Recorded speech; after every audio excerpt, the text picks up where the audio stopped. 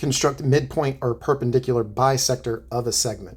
So in the previous section, we talked about using a line segment to be the radius of a circle that we could draw around the segment, where one of the ends of the segment is going to be the center of the circle and the other end of the segment is going to reach the outside of the circle.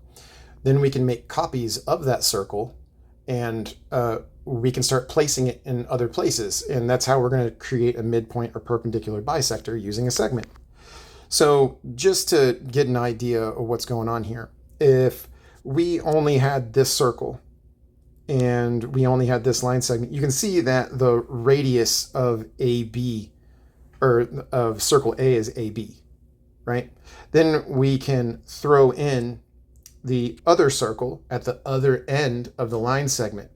Now we know that these are going to overlap and that the center of that line is going to be a midpoint, because these circles are both on opposite ends of each other as their center, meaning that the circle B has still a radius of AB and circle A still has a radius of AB.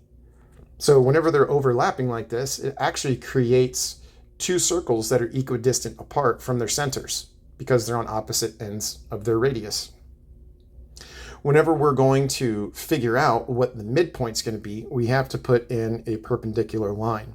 And that's where the overlapping of the two circles creates 2 points that will go perpendicular through the radius, which will then create our midpoint. So that's where point C and D come in. Now, whenever we cross through that point, you can see that this is going to make 4 90-degree angles, meaning that we do have a perpendicular line that is crossing through the center of another line, which is going to be a bisector. It's cutting AB into 2 equal sections, and that bisector is actually going to be the midpoint. So this is just something to know, that we can keep on utilizing the idea of a line segment as a radius of a circle to keep on creating these geometric ideas. Okay, this is where these things come from. Are you possibly going to have to make this? Sure.